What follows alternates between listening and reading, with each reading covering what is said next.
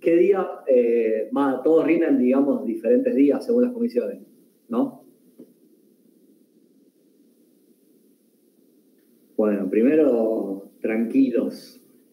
Deben estar ansiosos por rendir. ¿Ya rindieron alguna otra materia de segundo, digamos, antes de psicoanálisis o el primer parcial? Teoría social. Teoría social rendimos. Teoría social. ¿Y cómo le fue? Biología. A mí me fue bastante bien, por suerte. Y biología rendimos también.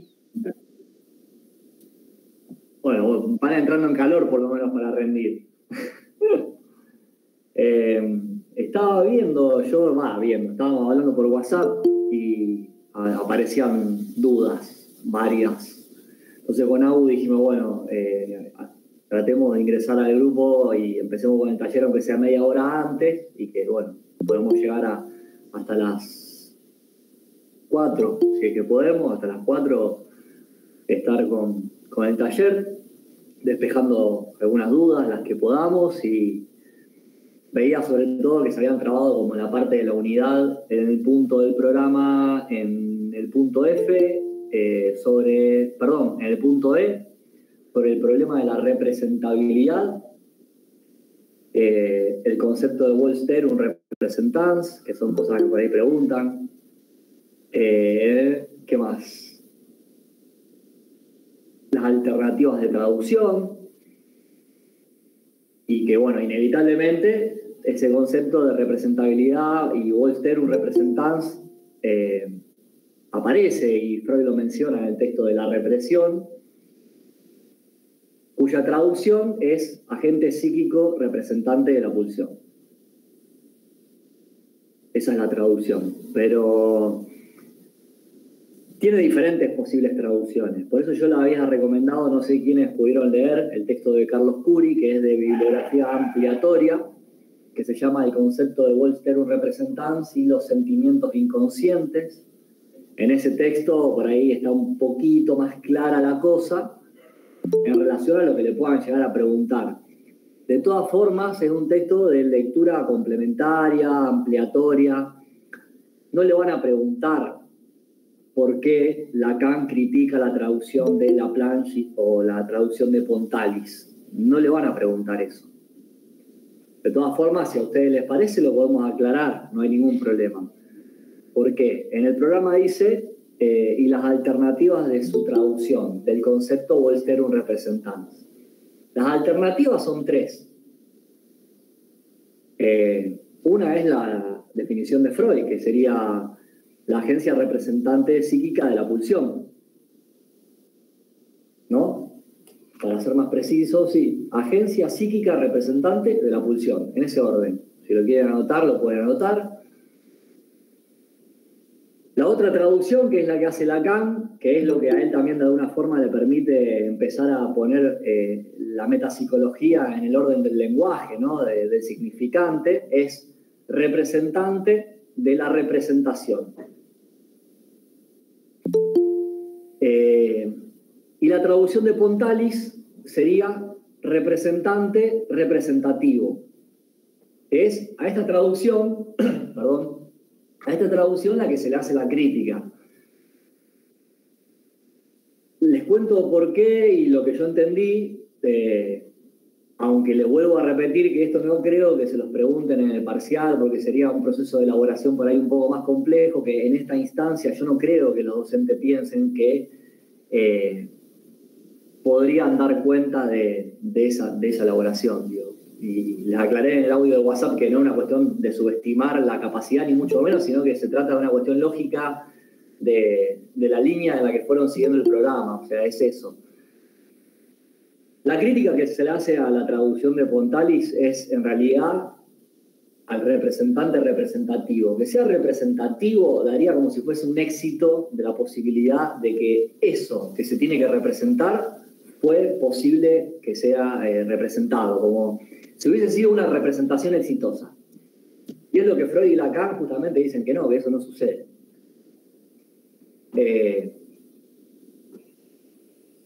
Cuando hablábamos de agencia psíquica representante de la pulsión, en el texto de Freud, ¿se acuerdan que habíamos trabajado el primer tiempo de la represión originaria, la represión primordial?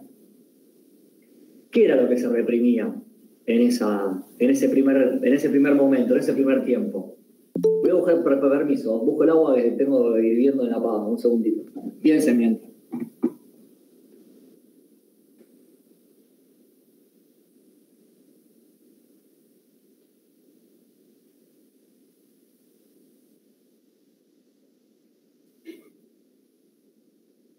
Claro, porque no estoy y estaría bueno tener toda esa info que va pasando.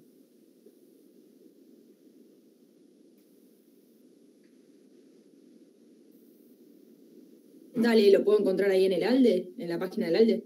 Perfecto, gracias. Ahí está, perdón. Estaba con el agua hirviendo de mate y no quería que se me pase.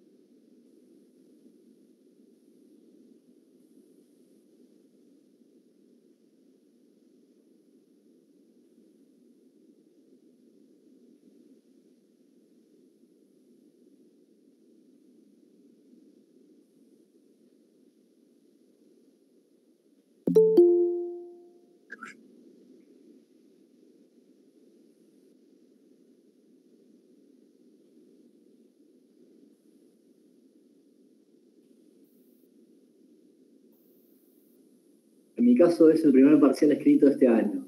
Bueno, arrancá fuerte.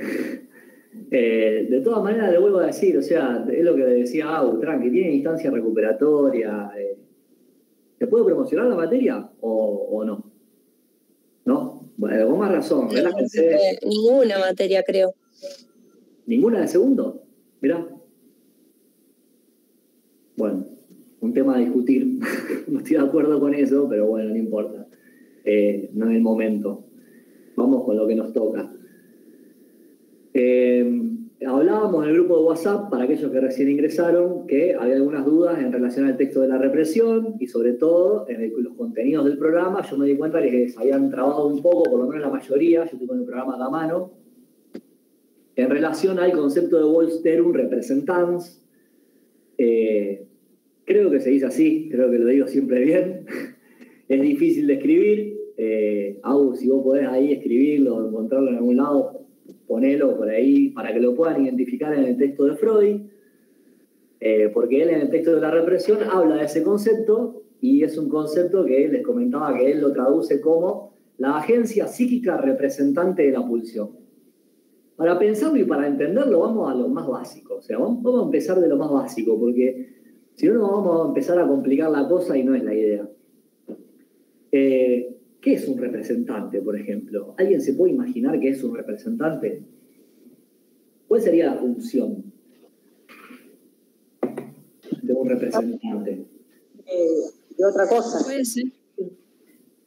Puede ser representar algo que genera angustia y que no puede hacerse consciente. Vamos a lo cotidiano, vamos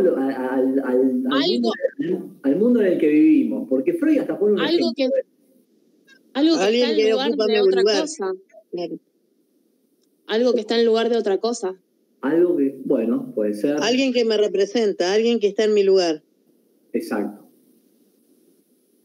Un representante, vamos a pensar, Freud creo que en ese sentido da el ejemplo de los políticos, como un delegado, ¿no? Un embajador, que va en representación del país de uno, ¿no?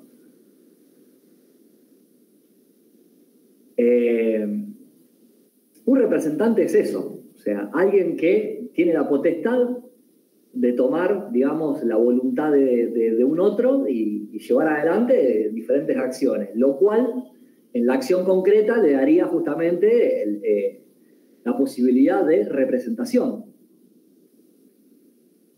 Hay alguien que debe ser representado porque por sí solo no puede. Supongamos que yo soy un cantante y quiero ser famoso y tengo un disco acá ahora en mi casa, lo tengo acá arriba de la mesa y quiero ser famoso. Yo busco un representante, ese va a hablar por mí, o por lo menos lo va a intentar. Y en esos términos me parece que está bueno pensar esta cuestión de la pulsión y lo reprimido originariamente, porque lo que menciona Freud en ese texto de la represión, que fue lo que se reprime, ¿qué es lo que se reprime en el primer tiempo de la represión? En la represión originaria, ¿qué es lo que se reprime? Sabemos que está ligado y que tiene vínculos con cualidades incestuosas, perfecto. Eso reprimido originario, ¿qué es en definitiva lo que se termina reprimiendo? El representante de una pulsión que da displacer. Exacto. Exacto. Esa agencia psíquica, dice, ¿por qué? Porque vamos de lo somático, el concepto de pulsión como un concepto fronterizo, no nos olvidemos que trabaja entre lo somático y lo anímico, va a buscar justamente un representante que pueda llegar hasta lo anímico y obtener así una representabilidad, buscar ser representativo, pero no puede. No puede, no se logra. Hay algo ahí en un punto que nunca se logra. Entonces tenemos que Western un representans es una de las traducciones, según Freud, agencia psíquica representante de la pulsión. Es a la que se le deniega la admisión o el paso hacia la conciencia. Tiene cualidades incestuosas y obviamente hay algo ahí que tiene que reprimirse. Nacho, en ese momento el monto de afecto también es reprimido o no, o siempre está separado. Porque pensé que la primordial sí y después no, pero me quedó la duda. Todavía no hablamos de monto de afecto ahí. Hablamos de monto de afecto posteriormente y es justamente un tema que el monto de afecto va a ser mencionado por Freud en el segundo tiempo de la represión y en lo inconsciente va a haber algo que él mismo se desdice en relación al monto de afecto. Ahora después vamos a ese tema. Bueno, dale. En ese momento tenemos que pensar que hablamos de una agencia representante de la pulsión que quedó reprimida, quedó fijada de alguna forma. Y es por eso mismo que la pulsión permanece ahí constantemente intentando desplegar todas sus fuerzas. ¿Por qué? Porque ese representante no puede acceder a la conciencia, entonces tiene que buscar otro, tiene que hacer un intento. Y en ese intento es lo que justamente Lacan va a decir: el lenguaje da una gama de ofertas, de significantes o de representaciones en términos de Freud, pero de significantes en términos de Lacan, da una gama de ofertas posibles para que eso pueda devenir de alguna manera representativo, si se quiere, pero no se puede. No se puede. Si hay algo del deseo ahí que nunca se puede decir en sí. Eso lo van a ver cuando vean metáfora y metonimia.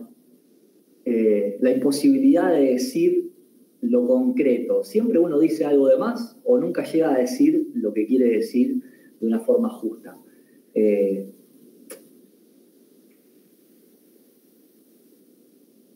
Lo que se le critica en ese caso a Pontalis, cuando él traduce el concepto de Voltaire, un representans, como representante, representativo, es justamente este último término de representativo, porque daría como si fuese un éxito de la operación. Y es lo que para Lacan y para Freud eso no sucede nunca.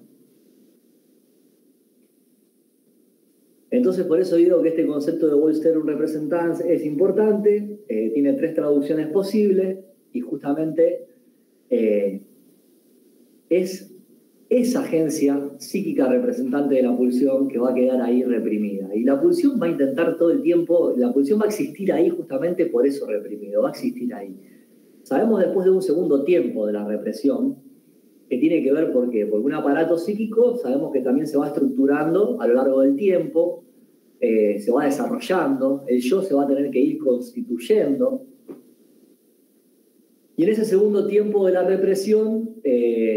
represión como mecanismo ya no va a operar sobre aquello reprimido originario, que quedó completamente sofocado, quedó reprimido, pero quedó fijado, permanece inmutable, exterioriza sus exigencias sobre los representantes a los cuales se va a asociar y se va a ligar a medida de que va transcurriendo el tiempo.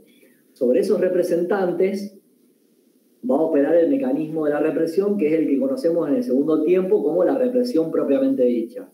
Por eso se habla de un esfuerzo de dar caza. El primer tiempo de la represión, sabemos que por ahí conceptualizar a la represión en el primer tiempo podemos pensar que es un esfuerzo de desalojo. Hay un esfuerzo por desalojar algo de la conciencia. En un segundo tiempo es un esfuerzo de dar caza, porque el mecanismo de represión ya no va a ir sobre esa agencia representante psíquica reprimida, sobre ese núcleo que quedó ahí primario, primordial, sino que va a ir sobre los retoños que se fueron ligando a esa agencia reprimida, sobre los cuales va a intentar obtener el acceso a la conciencia. Lo cual, en realidad, esos representantes nunca van a ser representativos en sí de aquello. ¿Me explico? Es imposible. Por eso yo les pedía que puedan leer el texto de Curie, que Curie es muy claro porque va desarrollando todo este concepto sobre cada uno de los tiempos de la represión. Yo no sé por qué, la verdad que es un material que lo ponen como ampliatoria. Para mí debería ser de lectura obligatoria, pero bueno, la cátedra está organizada así y yo calculo que también, según la obligatoriedad de los contenidos, serán también las preguntas. Por eso yo supongo que no creo que le pregunten en el parcial este tipo de elaboración. ¿Dónde encuentro el texto? Yo tengo un resumen y... Dale, porque yo en esa época, imagínate que cuando yo rendí la materia yo tenía todo en papel y íbamos a imprimir directamente a la fotocopiadora. Si lo piden en la fotocopiadora, seguramente lo tienen. Pueden hacer el intento, lo que no sé si podrán tenerlo antes de rendir, pero bueno, por lo menos para en algún momento leerlo, es un texto que es de una lectura mucho más descontracturada que leer un texto para ahí, un escrito de Freud, de Lacan, e intenta clarificar un poco la cuestión.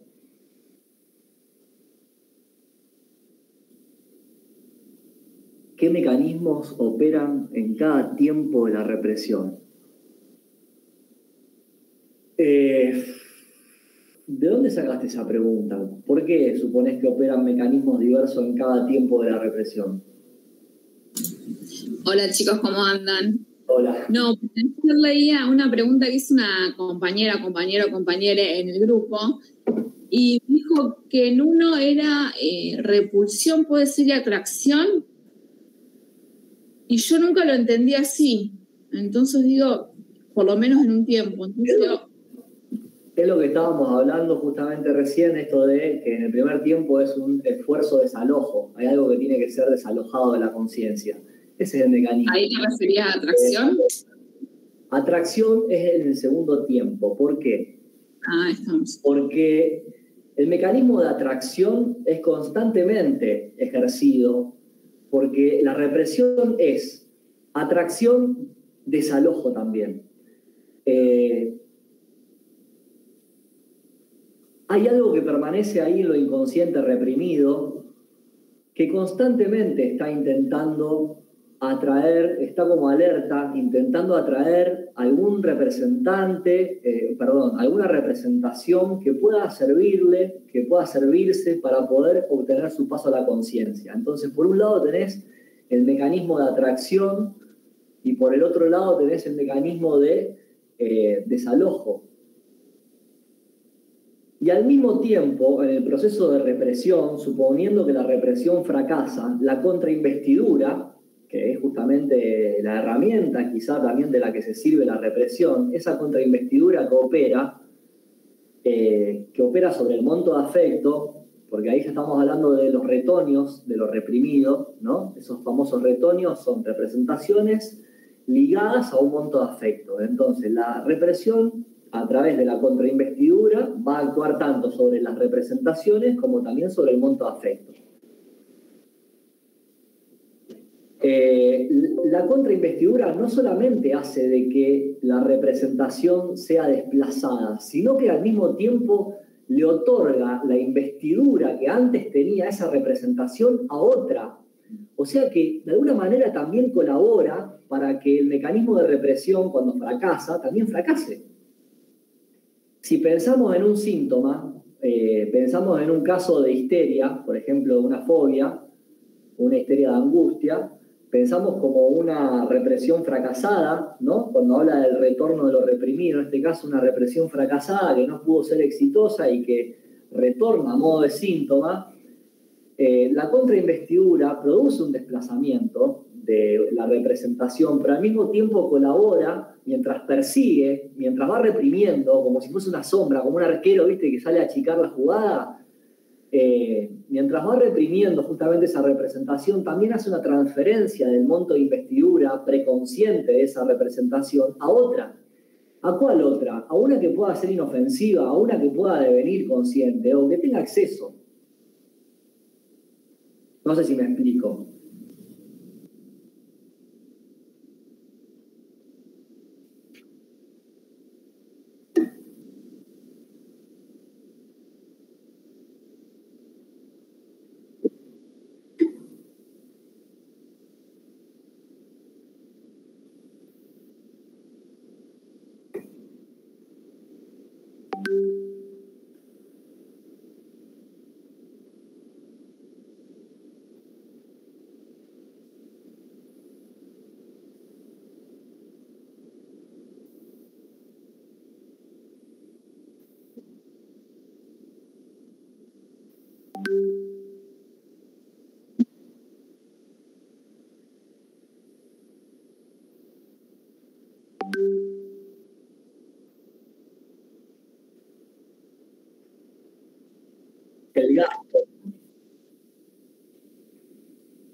El gasto sería de alguna forma también de energía psíquica que requiere la represión, que es constante, ¿no?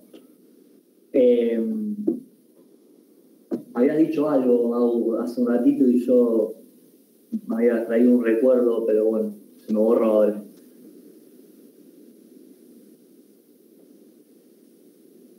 Bueno, no importa, no importa. Esto, digo, de las tres posibilidades de poder traducir el concepto, las tres posibles traducciones de este concepto tan largo, tan difícil de pronunciar,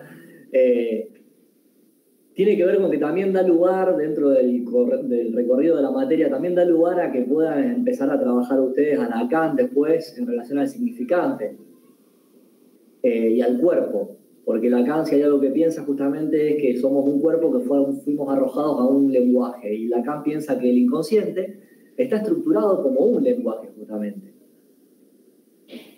Es muy importante el concepto de significante en Lacan y que él pueda traducir agencia psíquica representante de la pulsión en términos de representante de la representación, le da lugar a Lacan a que empiece a hablar justamente de un cuerpo que es empapado por el lenguaje. No nos podemos olvidar nunca cuando hablamos de pulsión que también estamos hablando del cuerpo que está en juego, ¿no? En términos dinámicos que decía Agus, cuando está esa energía inconsciente en libre fluir, ¿no? Esto lo podemos pensar en el inconsciente.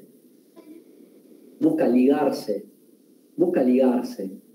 ¿A qué busca ligarse? Y a alguna representación que le permita obtener justamente su meta.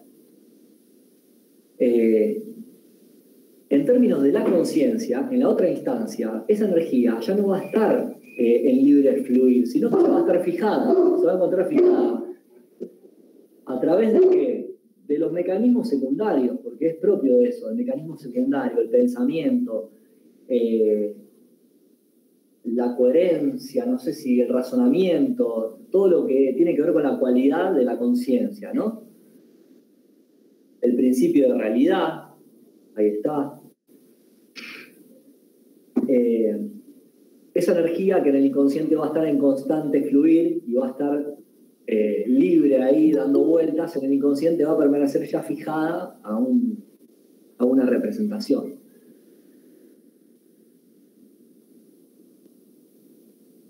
Eso es entonces... Sí. No, dale, a ver.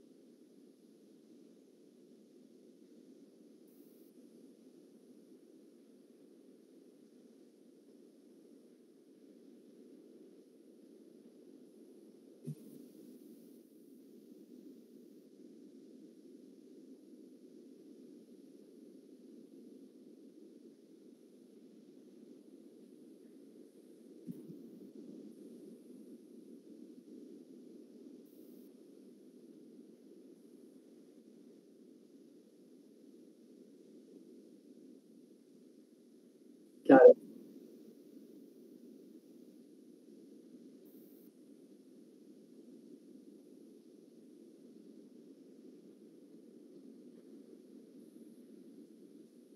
Sí, la represión puede ser exitosa también. Si la represión es exitosa, el sujeto nada sabe de eso, ni se entera que sucedió, ¿no? Entonces nosotros podemos pensar si la represión fracasa o no fracasa cuando hablamos de una patología, o sea, cuando hablamos de algún síntoma. Bueno, ¿cómo la consideramos a la represión en este síntoma particular? En el caso de la fobia, claramente es una represión fracasada. Aparece la angustia y aparece el síntoma. En el caso de la histeria de conversión, no quiero decir ahora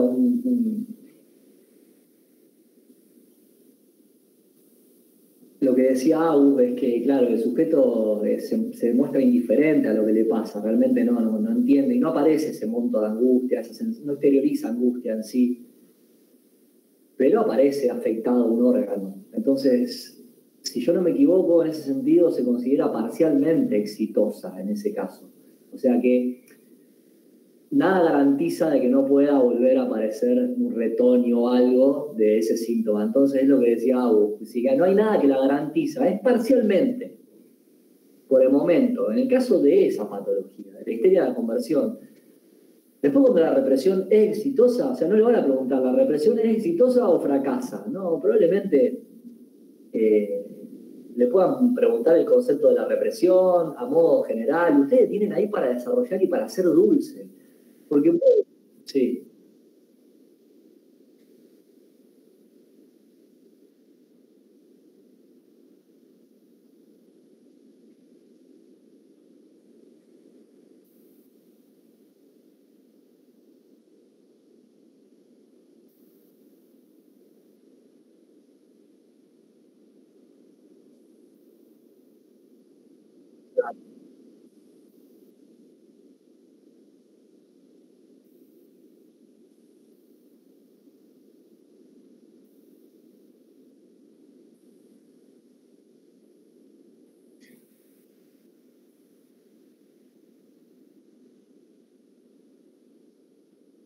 Exactamente. Eso también es un campo completamente abierto dentro del aparato psíquico, o sea, da las características de lo singular de cada uno, del sujeto. En un texto posterior que van a leer quizá en otro año, que se llama Análisis terminable e interminable, que es de Freud, de 1937, creo que es el último que él escribió, publicó estando vivo, justamente él ahí muestra esto de la imposibilidad de hacer un análisis profiláctico, o sea, de poder hacer un psicoanálisis que de alguna forma garantice y le ponga fin a determinados síntomas. No, porque si bien el psicoanálisis puede tratar y puede mejorar la situación actual del sujeto en determinados síntomas y puede aliviar y de hecho puede curarlo momentáneamente, acá hablamos siempre en términos parciales, momentáneos. Creo que está bueno que uno se acostumbra a pensarlo en esos términos, al aparato anímico, al sujeto también.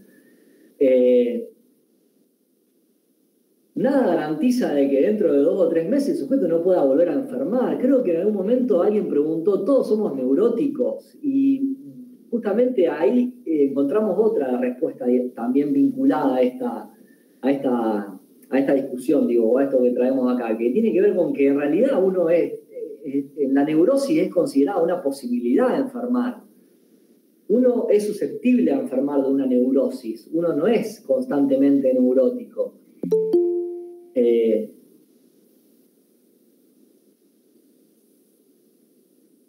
Digo que por... Uy, se me metió una abeja al departamento, un garrón, bueno, no importa, voy a hacer cuenta que no existe. Solamente el fin de un análisis, por ejemplo, de un psicoanálisis, vendría cuando el sujeto se muere. Así de sencillo. Por eso el texto se llama de análisis terminable e interminable.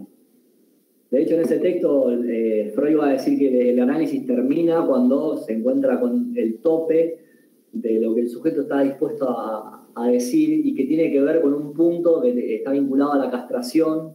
Está en juego lo biológico ahí, y él le llama la roca base de la castración. Y él va a decir que por ahí, en ese sentido, el análisis podría ser considerado terminado cuando el analista se encuentra con eso. Pero Lacan va a decir todo lo contrario. No, recién ahí el análisis empieza. O sea que estamos en un campo problemático, digo, pensar en términos de momentáneamente, parcialmente, es más interesante que considerar esto de que si la represión fracasa de una manera o es exitosa. Puede que en alguna patología sea considerada parcialmente exitosa, en otra sea considerada fracasada y en otra pueda ser considerada más exitosa, incluso aún que en el caso de la neurosis de conversión.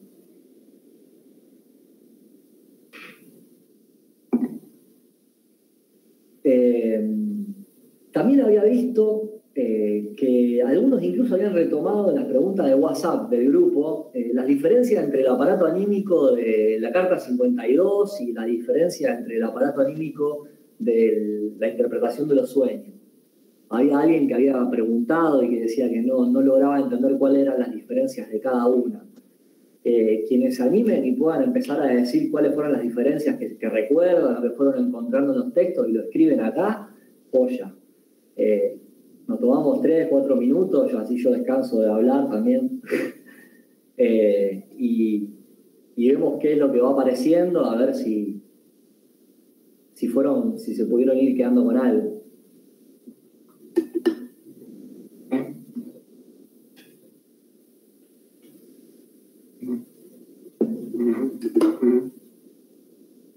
Aunque sea una diferencia, no hace falta que pongan todas.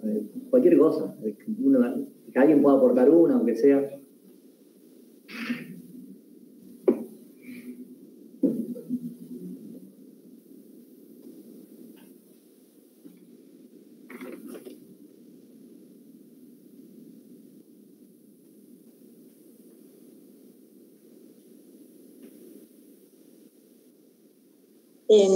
¿Puedo hablar?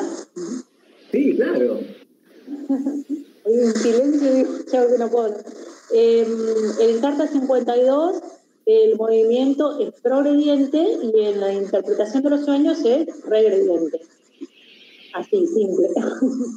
Bueno, esa diferencia está bárbara. Esa es una de las diferencias. Luana dice, uno es un aparato neuronal y el otro es un aparato psíquico. Esa es otra diferencia también. Estamos hablando de un Freud, neurólogo en esa época, que todavía estaba hablándole a la psiquiatría de aquel entonces, ¿no? Entonces, salir de el llenado, ¿no? Viste que en algunos momentos él habla del llenado de la neurona psi, como por ejemplo en vivencia satisfacción. Aún así, después de haber elaborado Carta 52, él no se puede desprender de un momento para el otro de esas concepciones por ahí neuronales, propio de la psiquiatría de ese momento y de hoy día también. Uno es un sistema de descarga y el otro de carga, ¿no? ¿Puedo preguntar diferencias de qué hablamos hoy? Rendí EPI y mi cabeza anda ¿Qué apellido, Guadalupe?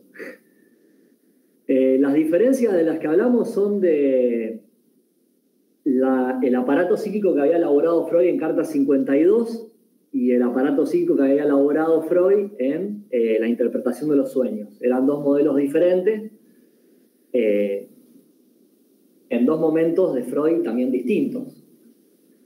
Eran como dos Freud distintos también. Y en Carta 52 tenemos un aparato de carga y descarga. De alguna forma, lo que quería era generar una descarga, evitar el displacer a toda costa. Un aparato basado en un modelo médico, podemos decir también, con un carácter solamente, como es un aparato de descarga, tiene la vía progrediente, ¿no? Y va del polo perceptual hacia el polo motor, atravesando las diferentes instancias. Hay tres sistemas: sistemas de signos de percepción, sistemas inconscientes, exactamente, sí.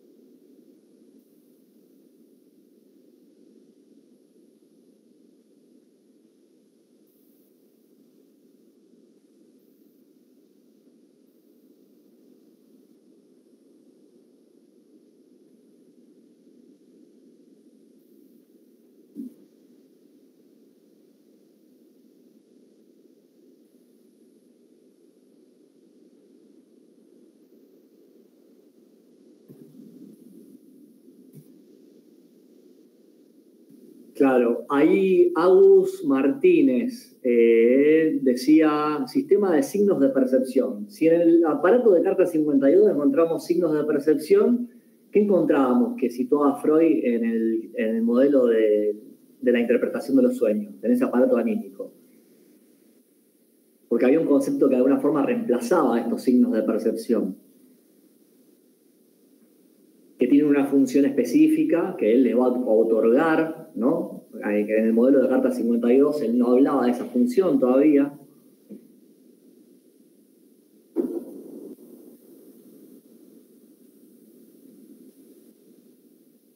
Hablamos de la función de la memoria, recuerden. Las huellas némicas. Exactamente, las huellas némicas. Hablamos de huellas némicas que se van a asociar por similitud, por tiempo, de alguna forma, y por causalidad en sus diferentes instancias.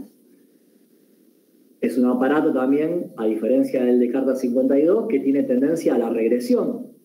Fijémonos cómo en esta tendencia a la regresión, este movimiento que hace el aparato anímico, ¿no? Ir hacia atrás, hay una atracción que ejerce lo que está reprimido. ¿Se acuerdan cuando hablábamos de atracción en la represión? Es algo que siempre intenta atraer, está constantemente alerta. Eso que está constantemente alerta tiene que ver con eso reprimido primordial que ejerce, que tiene calidad pura y exclusivamente incestuosa. Por eso Freud, a los sueños, lo va a terminar definiendo como, ¿cómo era que los definía? Son la realización, los sueños son la realización de un acto sexual infantil reprimido. Si no me equivoco, así define a los sueños Freud. Reprimido, ok, bueno. ¿De un deseo, no era? ¿O de un acto? Son deseos incestuosos infantiles que están reprimidos, que en el acto del soñar van a poder obtener su satisfacción. ¿A través de qué vía? De la vía de la regresión, obteniendo en ese camino de regresión material de otras representaciones que son inofensivas, insignificantes y quizá incluso hasta las más alejadas de él mismo, a las cuales va a atraer hacia sí mismo. Recordemos que provocando ese mecanismo de regresión también hay un acceso a la conciencia, porque vemos que tenemos un polo perceptual y otro polo motor. Y en el polo perceptual identificamos a la conciencia, y en el polo motor también. O sea, la conciencia es abarcativa. La conciencia no es algo que tampoco que se pueda situar en una instancia, en otra sí, en otra no, sino que la conciencia es algo que puede estar o que no puede estar. Digámoslo así. Pero que si no puede acceder a la conciencia, como si fuese en el modelo de carta, en el aparato de carta 52, por vía progrediente, ¿no? Generando una descarga, si no puede tener acceso a la conciencia por esa vía, la va a encontrar por otra vía. Y la va a encontrar por otra vía, que es la vía de la regresión, porque para percibir uno también tiene que tener cierto grado de conciencia. Por eso uno, al llegar, ¿no? hacia ese polo perceptual, uno puede decir algo de lo que soñó. Uno nunca dice todo lo que soñó. Puede decir algo, y con el tiempo lo va perdiendo. Lo va perdiendo porque recuerdan que una de las características de lo inconsciente, en el texto del inconsciente, una de las características era que era atemporal. Era también, podían convivir diferentes emociones pulsionales sin contradecirse unas y otras y sin cancelarse entre una y otra. No había como una contradicción. No conoce de contradicciones el inconsciente. Y si hablamos multivocidad también, exacto. Eso lo pusiste vos,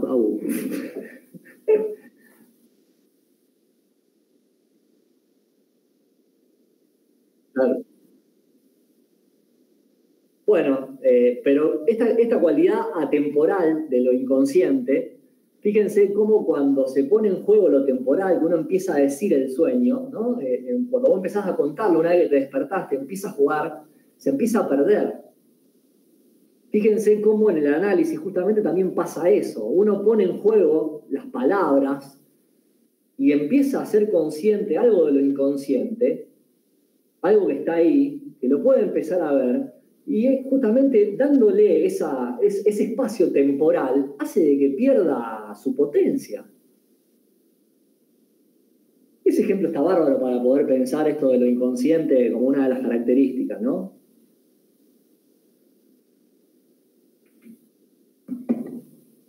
Monto de afecto y sus destinos, cuando puedan, antes que termine.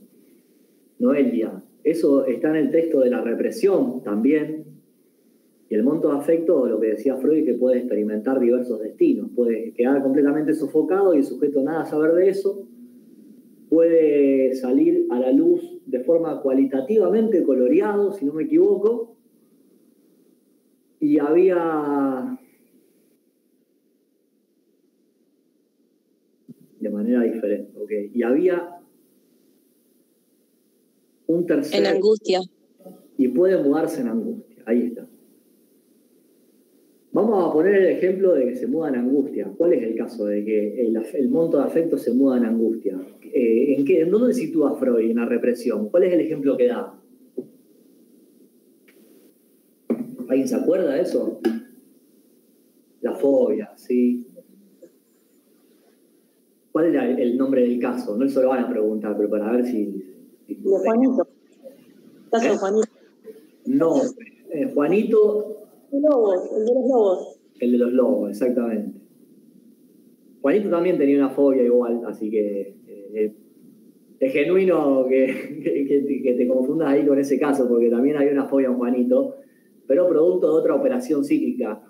Y Freud en ese caso lo explicaba a través del proceso de castración, pero bueno, otro tema, otro año, otro texto, otro caso. ¿Qué sería cualitativamente coloreado? Porque tengo una suposición, pero no entiendo bien. ¿Cuál es la suposición? A ver.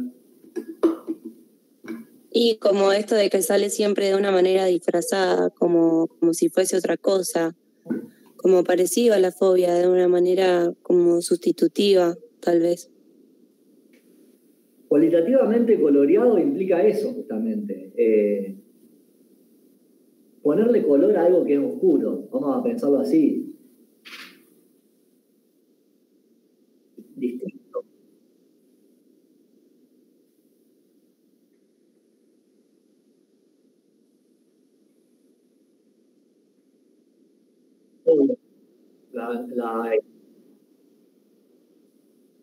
Ah.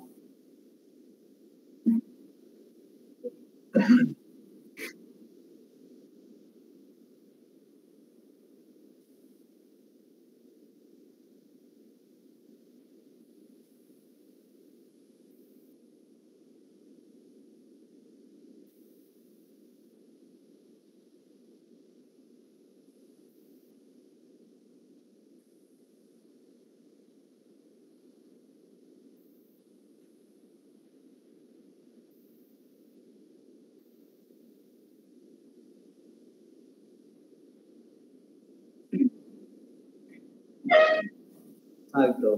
La obsesión tiene que ver con eso. Y además, en términos de reacción, formación dice, es una formación reactiva. El caso particular igual de neurosis obsesiva lo van a ver también otro año en profundidad, sobre todo cuando dan el caso de Juanito, hay un caso de neurosis obsesiva que se llama... iba a decir el hombre de las ratas, pero no. Sí, el hombre de las ratas, es el caso de neurosis obsesiva. El caso Hans, el caso Juanito, un caso de fobia. El caso de la neurosis obsesiva es el caso del hombre de las ratas. Y se da justamente por esta formación reactiva frente a las emociones hostiles hacia su padre en ese caso. Bueno, puede ser hacia la madre también. Como formación reactiva hay un sustituto y justamente lo que está intentando hacer el neurótico obsesivo cuando limpia todo, cuando ordena todo, ¿viste? Cuando todo tiene que estar perfecto es porque en el fondo en realidad está teniendo mucho miedo de que sus actos y sus sensaciones desean la muerte de papá o de mamá y acomodan toda la cosa para que nada pase. Si algo sucede, enloquece. El neurótico obsesivo, cuando algo se sale fuera de su control, entra en una crisis, pero de puta madre, porque aparece inconscientemente la posibilidad de que alguno se muera. Porque forma parte de su deseo. O sea, no hay otra. Mudado en angustia, psicología colectivamente diferente, neurosis obsesiva. Sofocado completamente. Esos son los 3 destinos del monto de afecto. Creo que contestamos un poco a la pregunta de la compañera. Y lo de sustitutivo y de síntoma. No se viene. Que lo de sustitutivo y lo de síntoma, entonces, porque se me confunde, como que los destinos del monto de afecto son estos 3, y sustitución y síntoma, ¿qué serían entonces? Sustitución y síntoma. El síntoma es un sustituto. El síntoma aparece. Perdón, Ignacio, yo iba a preguntar más o menos lo mismo, porque mi docente preguntaba si coincidía en cada destino la formación del sustituto y si coincidía con el síntoma, que la verdad no entiendo, pero nada. Pero por eso, más o menos venía por lo que dice Anne, esa consulta. ¿Qué quieren decir con eso? Cuando te dicen, ¿coincide formación de sustitutivo y síntoma? ¿Pasan los 3 destinos? No sé si se entiende lo que te estoy preguntando. No, yo no entiendo la pregunta.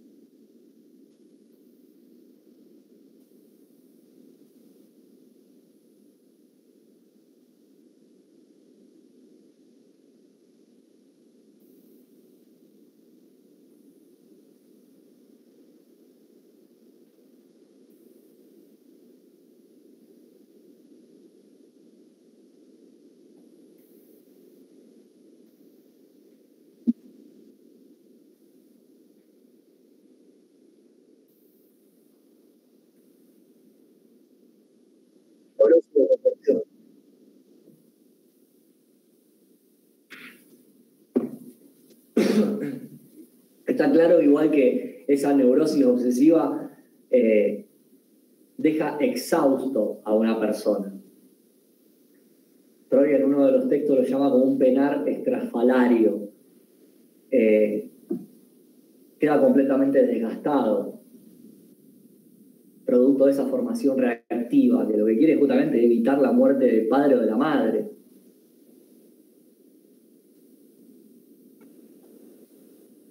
Noelia, muy bueno. Clarito.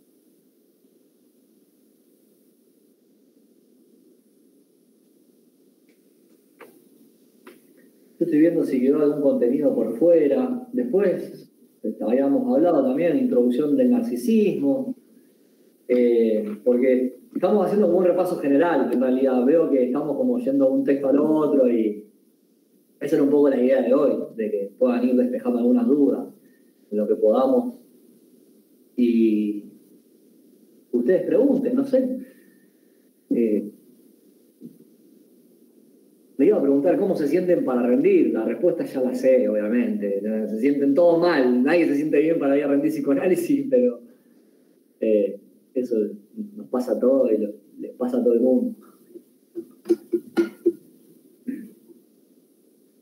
Una carita da vuelta. Sí, da un poco de miedo. Tengo un bolonqui. Sí, ese bolonqui que vos tenés en la cabeza no lo vas a dejar de tener nunca mientras estudies psicoanálisis. O sea, acostumbrate porque... pero no hablo de la carrera en sí, hablo hasta cuando después tenga que estar en ejercicio. Pero bueno, y es que elegís esa rama de la psicología.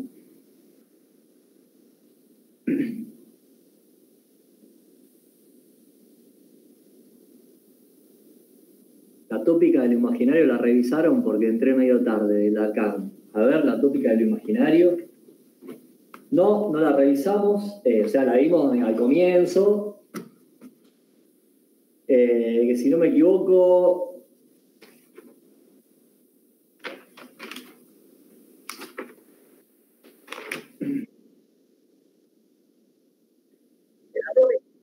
La autópica, no.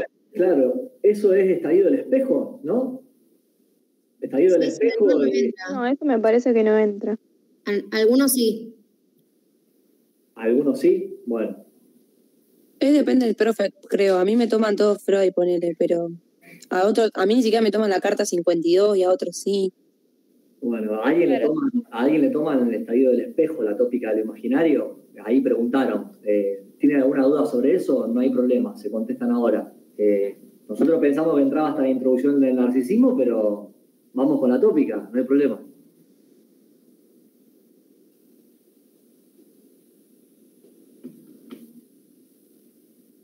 Se toma todo lo dado en el práctico según sus profes. Claro, bueno, los que vieron la tópica del imaginario, ¿vieron el estallido del espejo o...? Calculo que es lo único que pueden haber visto en principio. Sí. Bien, ¿tenés alguna duda en relación al estallido del espejo? ¿Hay algo que no te haya quedado claro? Ya estamos en Lacan ahí, la tópica del imaginario, el estallido del espejo, estamos en Lacan y en lo que intenta explicar en términos de la constitución del yo.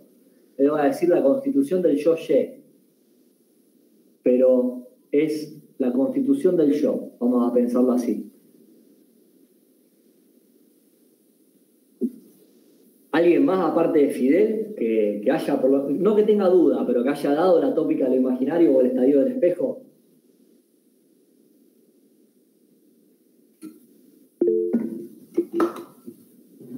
Hay varios, bueno.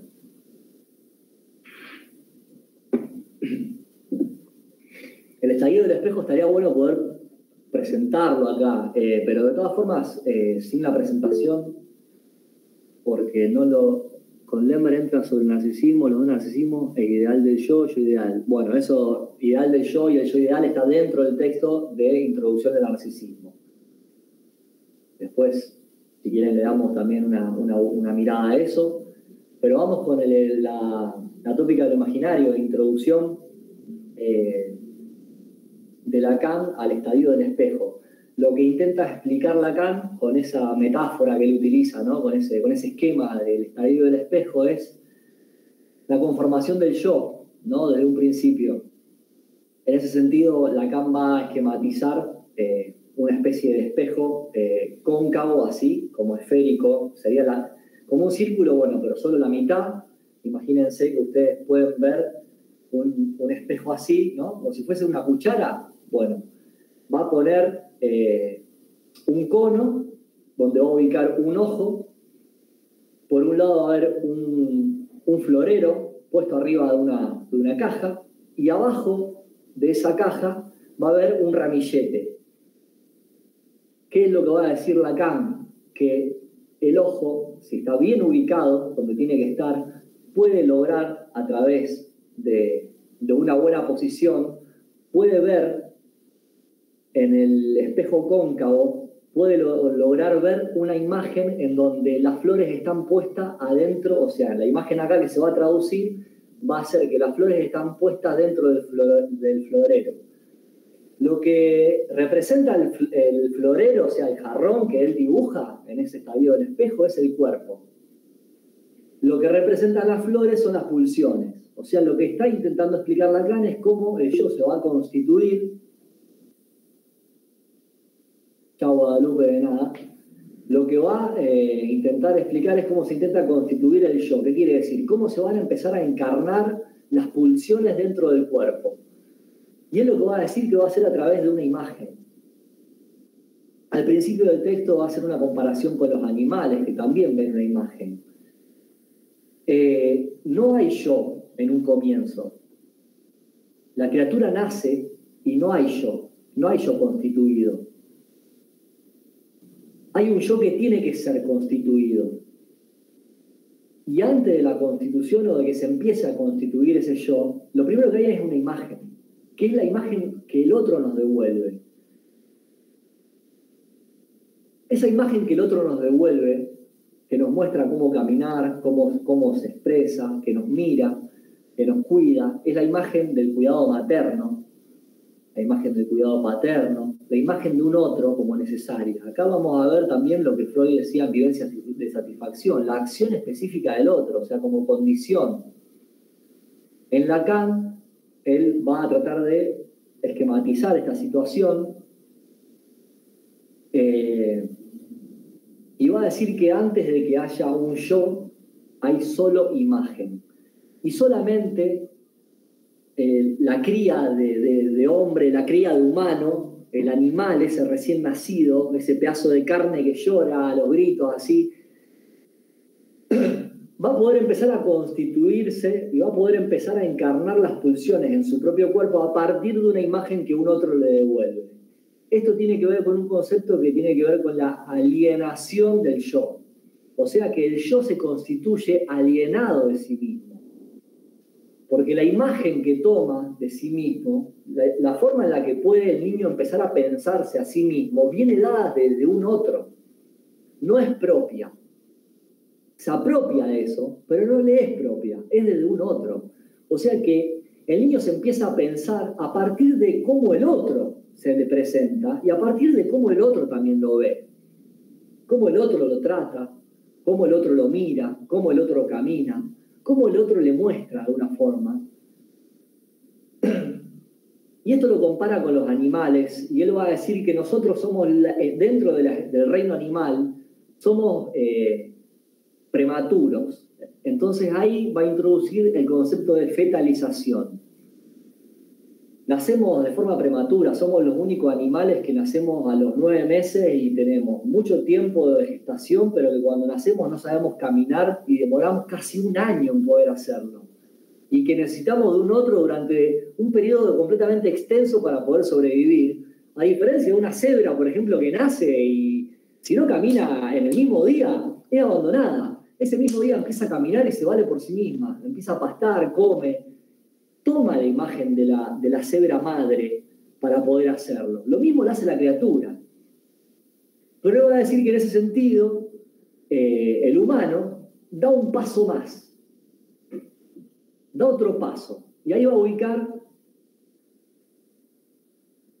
el registro de lo simbólico, vinculado a la palabra, al orden de la palabra, vinculado a la ley. El registro de lo simbólico, la palabra que justamente atraviesa al cuerpo. Por eso Lacan va a decir que el inconsciente está estructurado como un lenguaje.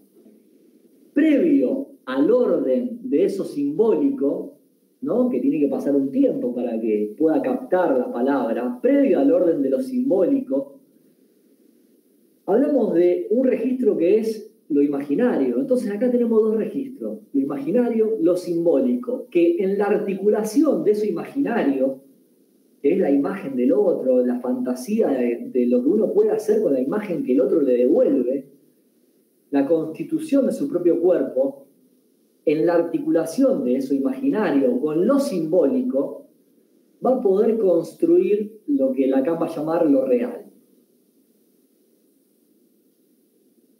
Eso es lo que intenta explicar en el estallido del espejo. Si tenés alguna duda, algo más, que yo ahora no tengo el texto encima y te estoy diciendo lo que yo me acuerdo, o sea, no sé qué les habrán intentado explicar, qué les habrán transmitido en relación a ese esquema, si hay algo que no lograste entender, porque en un momento habla de la matemática, de la parte de la ilusión óptica, una imagen real, una imagen subjetiva, pero para poder explicar el estallido del espejo no hace falta por ahí entrar en esos términos. Él se sirve de la óptica.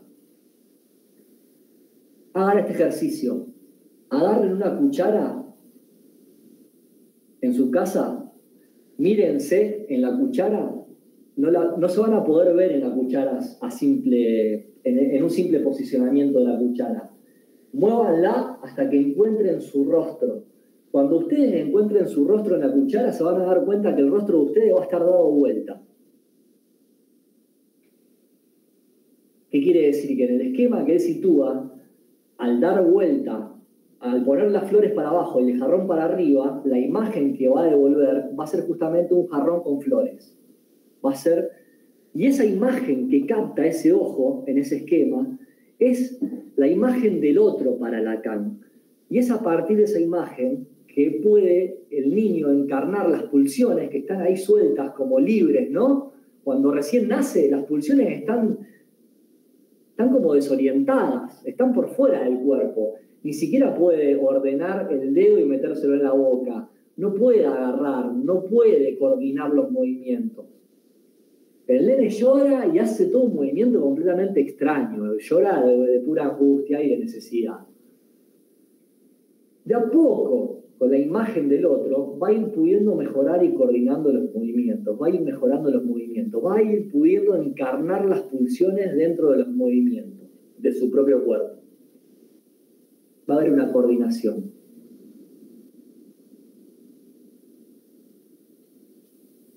¿Se entiende más o menos?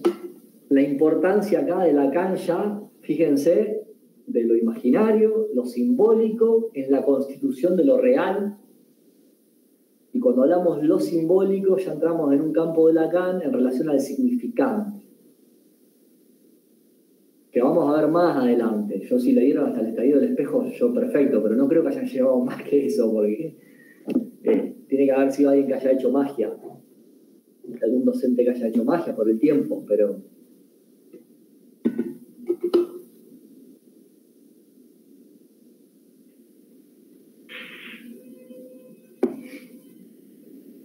Genial, quedó claro. Te pueden llegar a preguntar el concepto de fetalización. ¿Por qué Lacan sitúa que la cría humana se encuentra en un estado de fetalización? Y bueno, justamente porque es una cría prematura, a diferencia del resto de las especies del reino animal. El humano necesita de un tiempo, necesita la lactancia, el cuidado materno y un montón de otros cuidados que el resto de los animales no necesita. Somos como un mono bobo, diríamos.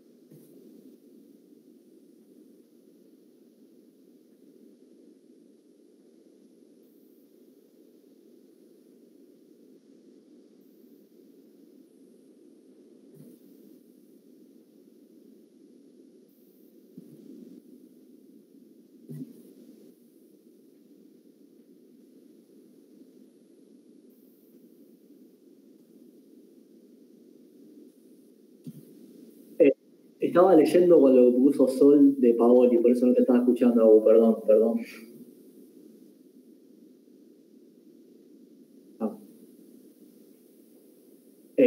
Sol decía si podrían comentar más o menos de cada texto qué preguntan generalmente, como para tener una idea y que no sea tal sorpresa. Mirá, sorpresa va a ser, por más que yo te pueda tirar algunas preguntas, porque cada docente, volvemos a repetir, preguntan lo que quieren, cada docente toma su examen.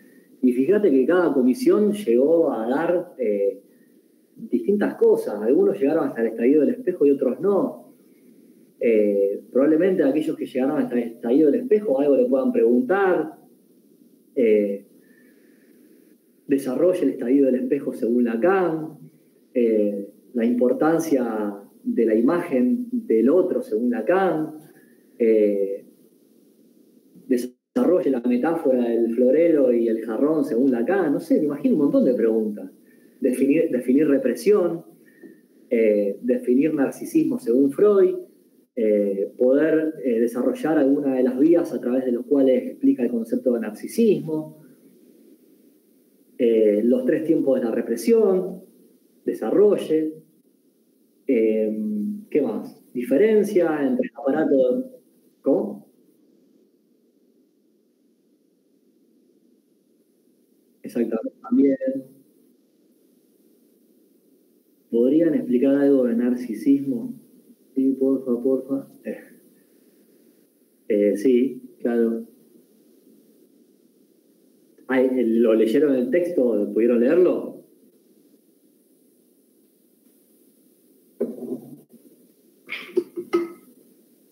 Sí, chicos, yo lo leí, pero le voy a ser sincera. Todavía no entiendo cómo se origina el inconsciente, menos entiendo el narcisismo.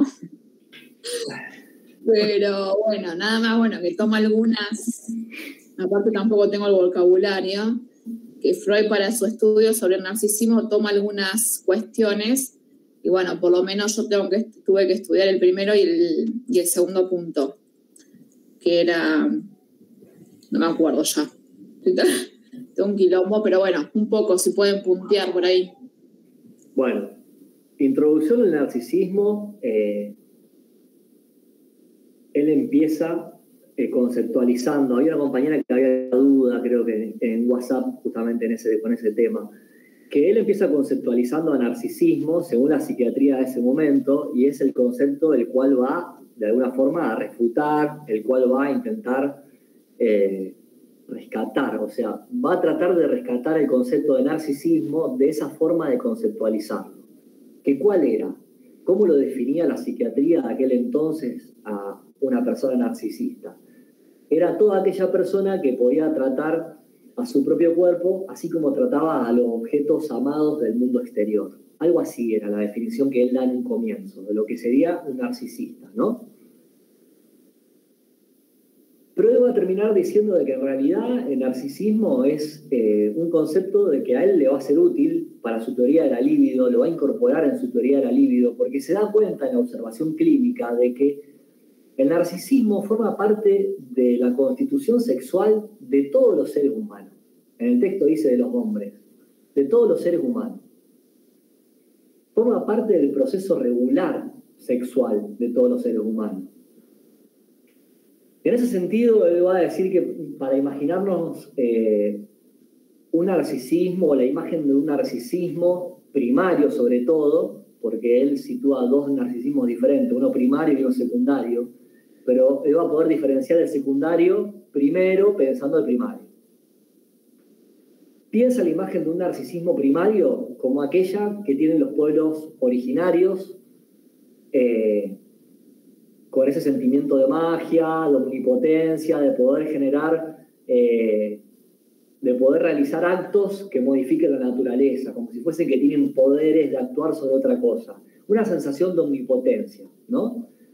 También va a decir que para imaginar la figura de un narcisismo primario debemos pensar al bebé en su estado más infantil, en donde tanto las pulsiones yoicas como las pulsiones sexuales son difíciles de discernir.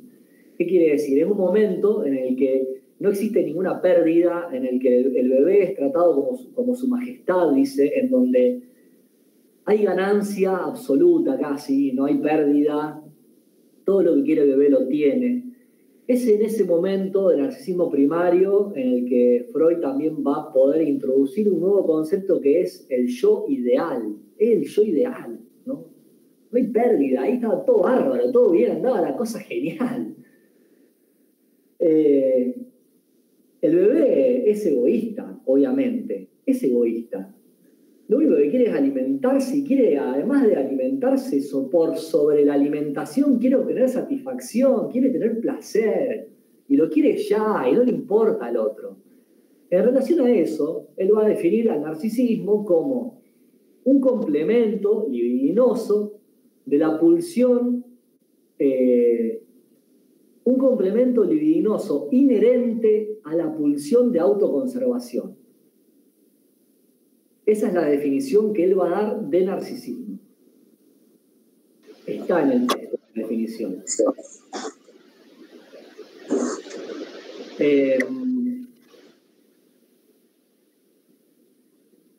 Va a poder diferenciar un narcisismo secundario cuando hay investidura de objeto. Cuando hay investidura de objeto y también hay resignación del objeto, porque la libido no solamente va al objeto, sino que vuelve al yo. Entonces él va a decir que hay un narcisismo secundario que se construye sobre otro que ya previamente estaba, que tiene que ver con ese narcisismo primario. O sea, el narcisismo secundario se va a construir sobre otro narcisismo que ya estaba edificado. Pero ese concepto de narcisismo secundario a él le va a servir para poder seguir manteniendo la distinción entre ambas pulsiones, tanto las sexuales como las yoicas, que le permiten poder seguir dando explicaciones a las diferentes estructuras, que son las neurosis, la psicosis y las perversiones. Una vía perfecta para poder explicar al narcisismo, va a decir, es la psicosis, la parafrenia. Por esa vía él no va a seguir continuando en ese texto, pero va a decir, ¿por qué? ¿Por qué esta vía la considero perfecta para explicar el narcisismo? Porque en el parafrénico, en el esquizofrénico, se ve un extrañamiento del mundo exterior. Se extraña el mundo, no le importa el mundo exterior. Y hay hasta un delirio de grandeza. En el discurso incluso, ¿no? Del que delira, en el discurso. Hay delirio de grandeza y extrañamiento del mundo exterior. Y hay un sentimiento de omnipotencia, claramente. Eso es lo que también identificaba en los pueblos primitivos, en la imagen del niño infantil, de donde nada pierde. Pero va a decir, esto no pasa en el neurótico. En el neurótico, incluso cuando termina siendo adulto, hay algo de este sentimiento de grandeza que se ve amortiguado. se ve como apaciguado. Sigue estando, sí, pero se ve apaciguado. Entonces él va a poder explicar el narcisismo a través de otras vías. ¿Cuáles son esas vías? La psicosis, por la que no va a seguir explicando, pero que va a decir es una de las vías posibles para pensar la imagen de un narcisismo. La vía amorosa de los sexos, la enfermedad orgánica y la hipocondría. Son 4 vías. La diferencia que hay entre la psicosis, por la que él no va a seguir explicando eso, con un neurótico, es que el neurótico va a poder, a diferencia de lo que hace un psicótico, el neurótico va a poder resignar y va a aceptar la resignación de los objetos del mundo exterior y los va a poder sustituir por otros objetos en su propia fantasía. Ya no puedo tener aquello que antes tenía y que me deparaba tanto placer. Bueno, por lo menos lo fantaseo, me contento con eso, ¿no? Vemos a alguien que nos gusta, que camina por la calle de enfrente y decimos que qué bueno estaría tomar algo con esa persona, listo, nos quedamos ahí. No va, sale corriendo, cruza la calle y va a aprender a esa persona, ¿no? Hay algo de la fantasía ahí que de alguna forma reemplaza y que, bueno, es solvente al deseo también. En el caso de la hipocondría, que es una de las vías, como la enfermedad orgánica, él va a diferenciar una y otra, diciendo de que una se puede constatar de forma empírica, que es la enfermedad orgánica real, cuando el médico puede detectar que hay un órgano afectado por una infección, por un dolor, por una inflamación, y otra, que es la hipocondría, que va a decir, también padece el enfermo el dolor, y el dolor también es real. Lo único que no se puede es ver empíricamente el órgano afectado en sí. Pero tanto en la hipocondría como en la enfermedad orgánica, la pulsión sexual y la pulsión eyoica vuelven a encontrarse, vuelven a reunirse, porque hay un narcisismo ahí que todavía les permite ese espacio y ese lugar para poder volver a encontrarse. Cuando alguien está enfermo porque tiene una inflamación en el hígado o tiene una tendinitis en el hombro o levanta fiebre, ¿qué es lo que hace? Se retrae del mundo exterior, se extraña en el mundo exterior, se desentiende del mundo exterior. Si estás en pareja, no querés amar a tu pareja, o sea, hacé tu vida, déjame, quiero estar en la cama, tapado hasta acá, me quiero recuperar. Me hago una bolita. Hay algo ahí, no quiero ir a trabajar, no quiero ir a estudiar, no quiero leer, me quiero curar, me siento mal. Las pulsiones se vuelven de alguna forma a encontrar de nuevo.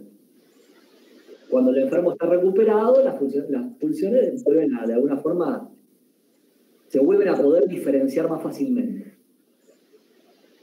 En la hipocondría pasa lo mismo. El que está enfermo, que todo el tiempo le duele todo tiene en la familia. Yo siempre digo esto, siempre en la familia hay alguien que le duele algo. Una vez le duele el hombro, después le duele la espalda, va de médico en médico. Y encima ninguno de los médicos da con lo que el chabón tiene, ¿viste? Ninguno de los médicos da con la tecla. O sea, hasta pone en juicio el saber del médico. Eso es un discurso histérico, pero no importa. Este médico no me gustó, aquel tampoco me gustó, este me gusta un poquito más hasta que me deja de gustar. Y va de médico en médico y todos los días, todas las semanas, todos los meses algo le duele y toda la familia va alrededor de esa persona, ¿viste? Viendo de que todo ande bien y todo preocupado por la salud. Bueno, la hipocondría tiene algo de eso también.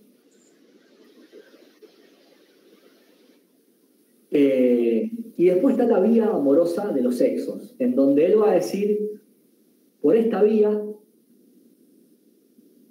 va a poder explicar al narcisismo en términos de elección. ¿Por qué? Porque sabemos que la elección de objeto, como llama Freud, en este caso la elección, vamos a pensar, elección de pareja, si se quiere, ¿no? Está basada sobre la elección, está determinada por la vivencia de satisfacción. Nosotros elegimos el objeto según el objeto de nuestra vivencia de satisfacción. Hay una relación, ¿no?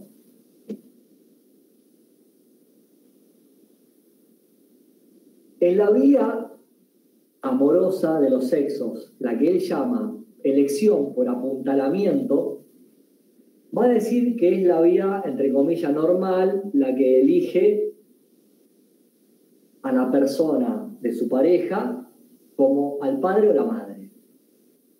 Uno elige a su pareja por apuntalamiento, dice, la vía por apuntalamiento. Puede ser madre nutricia o padre protector. En el caso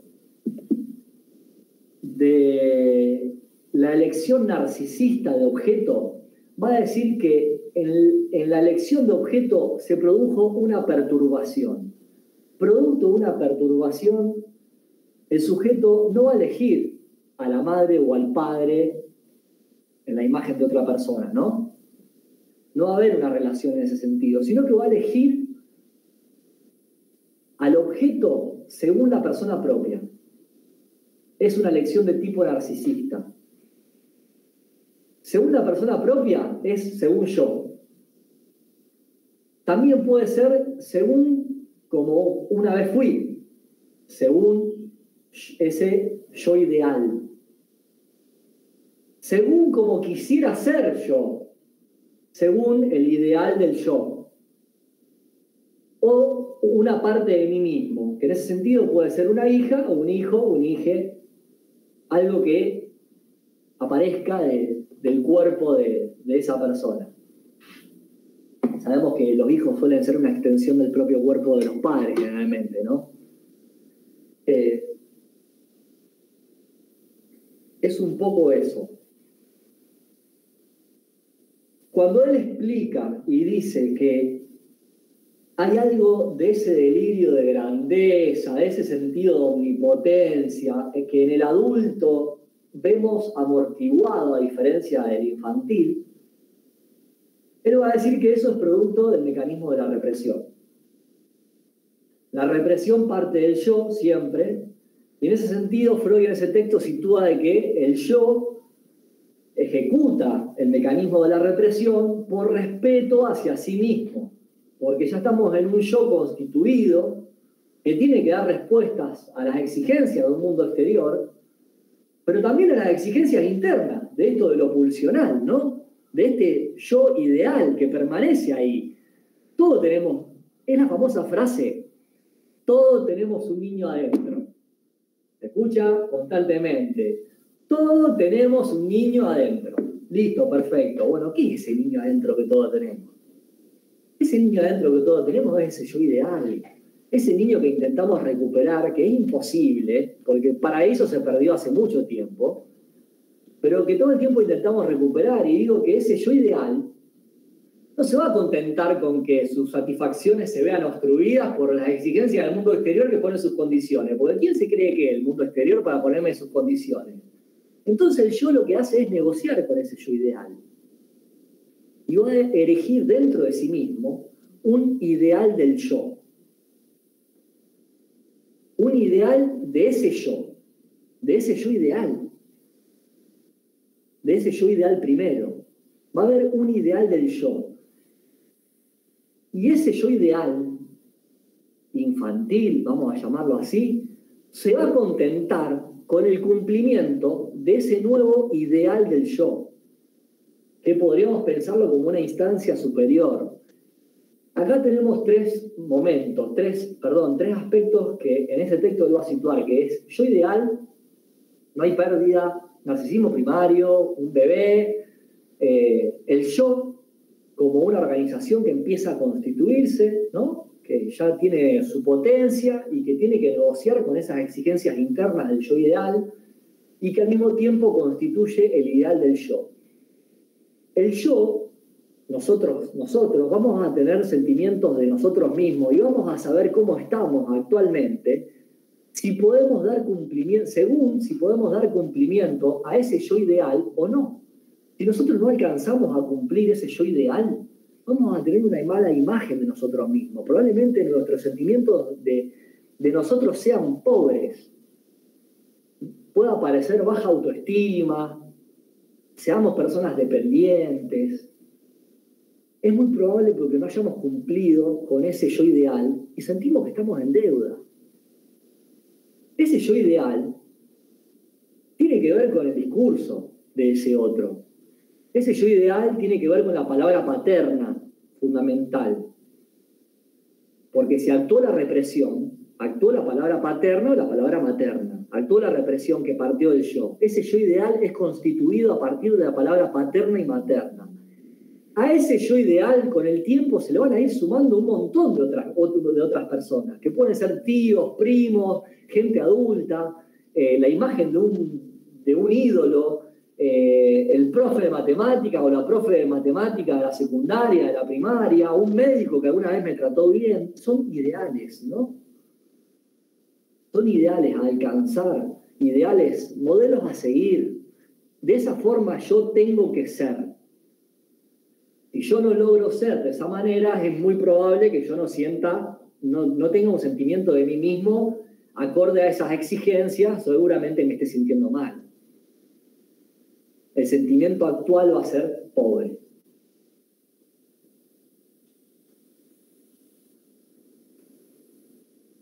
Yo e ideal del yo es lo que en la segunda tópica vamos a ver como ello, yo y super yo. Vamos a empezar a ver un poco más ahí de otra manera qué fue lo que Freud elaboró en relación a eso. Por el momento es el ideal del yo.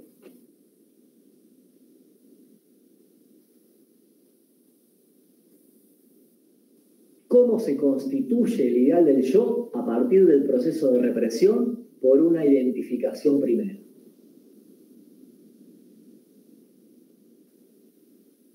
Un rasgo de... Las identificaciones siempre son parciales. Son identificaciones al rasgo. O sea, puede ser un rasgo de mamá, un rasgo de papá, un rasgo del tío. Alguna idea de cómo ser tengo. Ese ideal está ahí. Pasa mucho cuando nos vemos enamorados, que estamos tomados por un estado de fascinación por un otro, ¿qué es lo que hacemos? Lo idealizamos. Está idealizado. Y cuando después lo conocemos o la conocemos, nos queremos rajar un tiro, decimos, esto era, se cayó. ¿Cómo se puede caer algo que estaba ahí? Y nos duele en el alma. ¿Por qué nos duele? Porque nos produce una herida narcisista. Nos toca algo ahí el narcisismo. En este sentido, Freud viene a introducir este aspecto y este concepto del narcisismo. ¿Cuántas veces nos enamoramos? Hay una compañera que tiene el apellido Rolón. Rolón dice que el estado de enamoramiento y de fascinación no es el amor. Que para el que está en ese estado de fascinación, cuando el amor empieza, para él en realidad ya está terminado. Ahí es porque jugó justamente una instancia idealizadora, un proceso de idealización sobre otra persona que uno no conoce y sobre el cual proyecta. ¿Por qué? Porque probablemente vio algún gesto, algún movimiento, alguna forma de hablar parecida a ese ideal, ¿no?, que porta uno, y encajó perfecto, encajó justo. No puedo pensar si tengo una pareja diferente a esa, ni en pedo, ¿no? Tiene que ser esa persona, o sea, no hay otra en el mundo. Es lo que pensamos, no hay otra en el mundo. Una locura.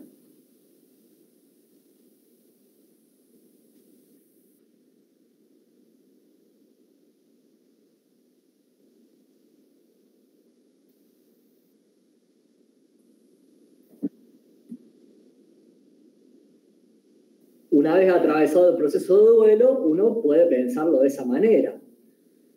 Atravesado el proceso de duelo quiere decir haber puesto en conciencia, de alguna forma, aquello que permanecía inconsciente. Haberse dado cuenta de tal o cual cosa y haberlo trabajado hace de que uno pueda atravesar ese proceso de duelo. Fíjense cómo poner en juego lo que está inconsciente en el tiempo le quita la potencia que tenía. Volvemos de nuevo a esa característica atemporal del inconsciente y cómo queda de alguna forma ahí desestabilizado cuando lo ponemos a jugar en el tiempo. ¿Se entiende algo? O más o menos. Si me dicen más o menos, yo me quedo contento. Ya veo un montón. O más o menos. Sí, excelente. Por mí perfecto, sí, perfecto.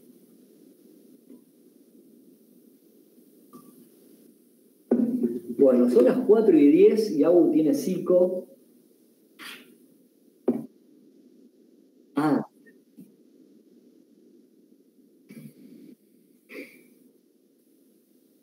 Y tener psicóloga es ir a su propia casa, ¿viste? Es como...